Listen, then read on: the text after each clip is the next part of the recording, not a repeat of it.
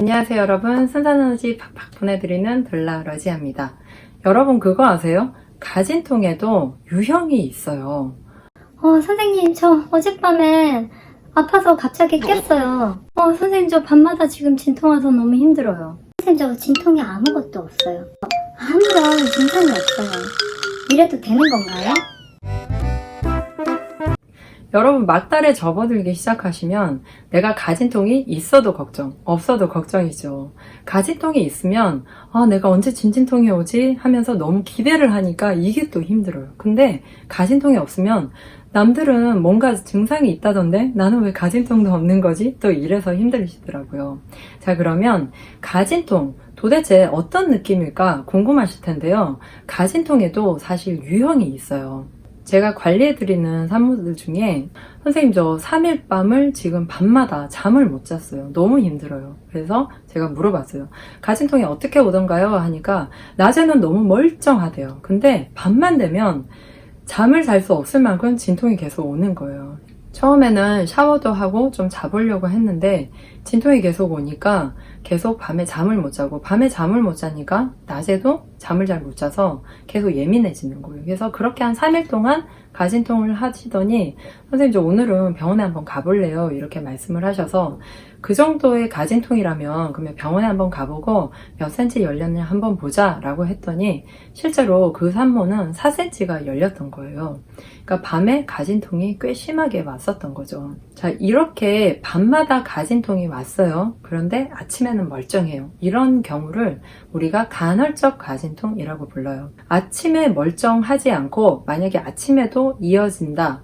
그러니까 이틀은 밤마다 가진통이 오고 3일째 되는 날 아침에도 가진통이 이어진다. 그런데 밤보다는 세지 않아요. 밤에는 좀 많이 셌고 아침에는 싸르르함이 됐고, 그래서 점심쯤에 점점점 세지면서 저녁을 할수록 이제 진진통으로 넘어갔겠죠. 이런 경우는 출산까지 이어지고요. 그런데 이렇게 며칠 동안 가진통이 밤마다 있었는데 아침에도 끊긴다. 이럴 때는 병원에 한번 가보시는 게 좋아요. 왜냐면 언제 진진통이 올지도 모르겠고 경부가 부드러워졌는지 얇아졌는지 또 경부 길이가 짧아졌는지 혹은 1, 2cm 열렸는지 이러한 그 경과 정도를 좀 산모가 알아야 덜 불안하기 때문에 이런 경우라면 병원에 한번 가보시길 권해드립니다. 두 번째 가진통은요. 얼마 전에 출산한 산모가 출산하기 전전날에 이렇게 얘기했었어요. 선생님 저 어제 자다가 깰 정도로 가진통이 있었어요 하는 거예요. 그래서 그 가진통이 얼마나 오래됐어요? 그러니까 한 3분? 5분 이렇게 됐대요. 근데 찌르는 듯한 느낌이라서 깜짝 놀라서 깨셨다는 거예요. 물론 산모마다 어떤 통증을 느끼는 게 다르지만 이렇게 뭔가 순차적으로 오지 않고 갑자기 찌르는 듯한 통증, 그런 게 짧게 한두 번, 그래서 요렇게 이제 5분, 3분, 요렇게 2번이나 3번 정도 오고 끝나는 경우도 있고요. 간혹 이러한 진통이 한 1시간 정도 지속돼서 막 놀라고 땀나고 이런 분들도 있어요. 이러한 것도 가진통이냐 출산의 전조 증상이냐고 물으시는데요.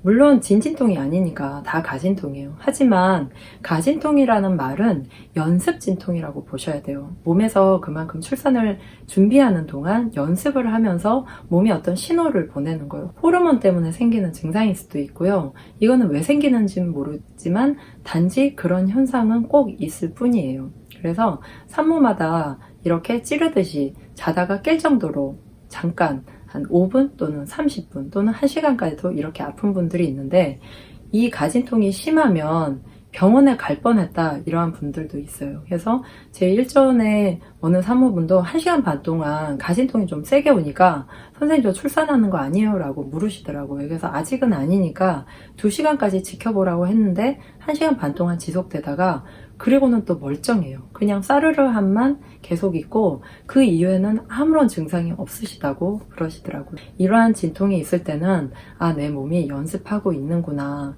아직은 출산이 멀었겠거닐 이렇게 생각하시는 게 가장 좋고요.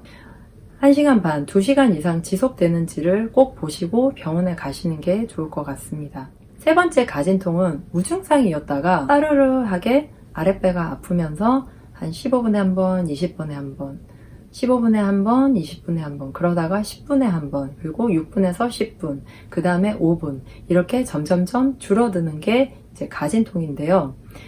보통 초산의 경우 5분 간격일 때 와라. 병원에서 이렇게 많이 얘기하죠. 그 얘기는 5분 간격이 될 때까지 그 가진통이 이어져야 최소 자궁경부가 3에서 4cm가 열린다고 보기 때문인데요. 경사는 조금 달라요. 그래서 초산의 경우만 놓고 볼게요. 그리고 이 3, 4cm가 열려야만 그 다음 3, 4cm 이후 10cm까지 열릴 때의 진진통이 쭉 이어지고 좀 더 빠르게 진행이 된다고 봐요. 가진통이 한 60%에서 70%, 출산 전체의 시간에서 그 정도를 차지하신다고 보시면 되고요. 말이 60%에서 70%지 싸르르함 정도의 가진통은 훨씬 더 길게 하시는 분들도 많이 있습니다. 여러분 중에 무증상이신 분들도 내가 진통이 시작되면 그냥 쭉 이어지겠구나 이렇게 좀 안심하시는 게 좋고요. 가진통이 20분에 한 번, 15분에 한 번, 10분에 한 번, 그리고 6분에서 10분 이렇게 있다가도 또 끊기는 경우도 있어요. 그래서 낮에만 있는 경우가 있고 밤에만 있는 경우도 있으니까 이러한 것들 잘 지켜보시면 좋을 것 같습니다. 임신 막달에 생기는 가진통, 그리고 임신 31주에서 한 35주 사이에 생기는 가진통은 약간 달라요. 31주에서 35주 사이에 생기는 가진통은 브렉스톤 히크스라고 부르는 가진통인데요. 갑자기 배가 아파요. 그래서 저도 첫째 아이를 임신하고 그때 지하철로 출퇴근을 하고 있었는데 갑자기 배가 아픈 거예요. 그래서 이게 가진통인가? 하면서 깜짝 놀라서 혹시 지하철에서 얘기 나면 어떡하지? 이런 생각을 했어요. 정말 공부를 많이 했음에도 불구하고 그 한 번에 잠깐 동안의 가진통이 꽤 충격적이었던 거죠. 하지만 이거는 전적으로 연습 진통에 불과하고요. 그리고 이러한 진통은 절대 많이 이어지지 않습니다. 만약에 규칙적인 진통이 있다면 31주에서 35주 사이라면 반드시 병원에 가셔야 되고요. 그렇지 않고 이런 간헐적인 수축 또는 아니면 배뭉침 이러한 것들은 매우 정상적이니까 여러분 걱정하지 않으셔도 됩니다. 자, 그러면 지금까지 말씀드렸던 세 가지 가진통 외에 출산이 진행되는 가진통을 한번 말씀드려 볼게요. 출산이 진행될 때 가진통 최소 3cm까지 자궁경부가 3cm까지 열릴 때까지 계속 일어나는 진통을 우리가 가진통, 3, 4cm 이후에 일어나는 진통을 본격 진통, 진진통이라고 부르는데요. 3, 4cm가 열릴 때까지 진통이 왜 길어지냐면 이렇게 자궁경부가 있으면 이게 그냥 쭉 열리는 게 아니고 일단 이 경부 길이가 짧아져야 돼요. 그리고 이 두툼한 경부가 얇아져야 돼요. 그래서 경부 두께가 얇아지고 짧아지면서 걸리는 게 가진통이에요. 그래서 싸르르한 진통, 20분, 15분 간격으로 일어나는 가진통이 경부 길이가 짧아지거나 경부 두께가 얇아지면서 생기는 건데요. 어떤 분들은 경부 두께가 먼저 얇아지는 분들이 있고 어떤 분들은 경부 길이가 먼저 짧아지는 경우도 있어요. 또 물론 같이 동시에 진행되는 경우도 있겠죠. 그래서 우리가 병원 가서 1, 2cm는 열렸는데 아직 경부는 두껍다 혹은 아직 열리진 않았지만 경부가 얇아졌다 이런 얘기들을 들으실 텐데요.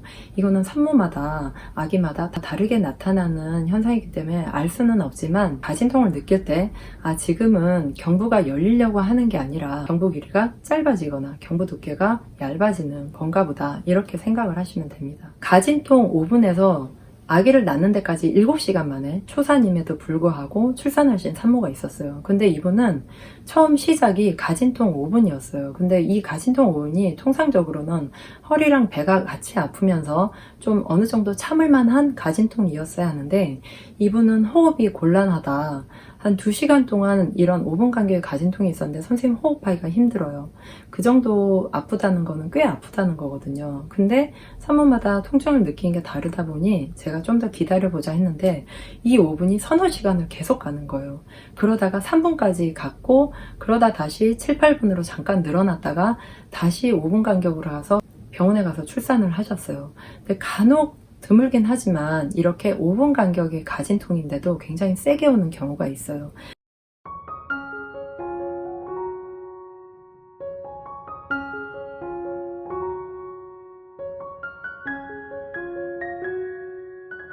근데 제가 항상 말씀드리지만 진통의 간격보다 뭐가 중요하다? 진통의 지속 시간. 그런데 진통의 지속 시간보다 더 중요한 건 진통의 강도예요. 숨을 참으면 진통이 덜 아프게 느낄 정도예요 라고 했던 게 새벽 4시였는데 이분이 출산을 8시에 하셨거든요. 그러니까 그때 이미 진진통이었던 거예요. 이렇게 됐을 때는 여러분들이 아무리 내가 진통 지속 시간이 3, 40초라 하더라도 내가 느끼는 강도가 많이 세다면 병원에 가보실 필요가 있는 거예요. 드물기는 하지만 진통 간격이 5분인데 지속 시간이 3, 40초밖에 안 됨에도 불구하고 굉장히 강하다. 등에 막 힘이 들어가고 몸에 힘이 들어갈 정도로 진통이 강하게 왔다면 병원에 가셔야 되지만 또 통상적으로는 진통 간격이 5분이고 지속 시간이 3, 40초 정도라면 선생님 지금은 호흡으로 참을만 해요. 그리고 아직은 집에 있어도 될 것 같아요 라는 피드백이 온다면 물론 집에 계셔도 돼요. 등산을 할 때 정말 다양한 루트가 있지만 산 밑에서 시작해서 산 정상에 올라가는 게 모든 사람이 똑같듯이 시작점과 도달점은 똑같지만 경로는 다 달라요. 출산 진행이 이와 같다 보니 여러분들도 어떤 경로를 지나가실지 몰라요. 그래서 제가 막달 출산 코칭이나 이런 뭐 둘라나 원격 둘라를 해드릴 때 항상 굉장히 자세하게 가진통은 어떻게 왔는지, 그리고 경산이면 초산은 어떻게 진행됐는지, 또 분비물은 어떤 식으로 나오고 있는지, 또 몸이 어느 부위가 어떻게 아픈지 제가 이러한 것들을 물어보고 종합적으로 판단을 하기 때문에 여러분들이 직접 진통을 하면서 이런 게 판단이 안 되신다면 저에게 급하게라도 출산 코칭을 신청하시면 제가 바로 코칭을 해드리면서 병원에 언제쯤 가서 무통 맞으시면 좋을 것 같습니다. 아니면 집에서 최대한 진통하고 가고 싶으시다면 지금 욕조에 좀 들어가시거나 샤워를 하시거나 등등의 감통 자세 등을 알려드릴 수 있을 것 같습니다. 여러분, 오늘 영상도 도움이 되셨나요? 가진통의 유형에 대해서 알아봤는데요. 다음 시간에는 신생아 케어에 대해서 말씀드리도록 할게요. 오늘 영상 마음에 드셨다면 좋아요, 구독하기, 알림 꾹꾹꾹 눌러주시고요. 다음 영상에서 또 만날게요. 지금까지 둘라 의지였습니다.